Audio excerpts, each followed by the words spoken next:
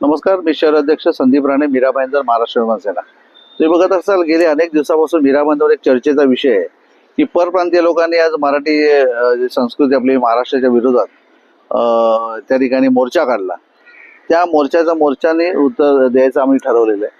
आणि तुम्ही बघत असाल कालपासून मोर्चाची आज तारीख आहे 8 तारखेला मोर्चा आहे. आणि तुम्ही गेल्या रात्रीपासूनच धरपकड चालू केली कार्यकर्त्यांची. तर एवढे म्हणजे भीती का तुम्हाला? म्हणजे एका बाजूने तुम्ही त्या व्यापाऱ्यांची काही त्यांनी परवानगी तुम्ही त्यांची घेतली नाही पोलिसांची, आणि एका बाजूने आम्ही तुम्हाला परवानगी मागतोय की आम्हाला तुम्ही मोर्चा काढायचा कायदेशीर जी आपल्या घटनेमध्ये त्याची सोय आहे की बाबा तुम्ही परवानगी मागून काय मोर्चा वगैरे काढायचे ते काढा. पण तसं न करता पोलिसांनी दडपशाही करण्याचं काम चालू केलंय. तर मला ह्या गोष्टीचा मी निषेध करतो. आणि 10 वाजता जो आमचा मोर्चा आहे तो होणारच कुठल्याही परिस्थितीत. म्हणून मराठी बांधवांना मी कळकळीची विनंती करतोय, तुम्ही जास्तीत जास्त त्या ठिकाणी जमा. हा आपला हक्काचा मोर्चा आहे, लक्षात घ्या. त्यामुळे आम्हाला, मी आणि अविनाश जाधव यांना दोघांना मीरा भाईंदरमध्ये 24 तासासाठी बंदी केली. कशाला? म्हणजे हा कायदा पहिल्यांदाच बघतोय आम्ही लोक.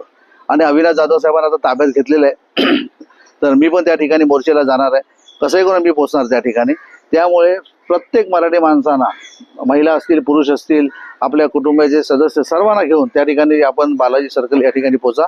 नक्कीच मोर्चा होईल. आणि मोर्चा कसा असतो आम्ही दाखवू तुम्हाला. पोलिसांचं बळ वापरून सरकार जे करतंय, कृत्य करतंय, अतिशय वाईट गोष्ट आहे. आणि ही धोक्याची घंटा आहे, लक्षात घ्या. महाराष्ट्रासाठी धोक्याची घंटा आहे.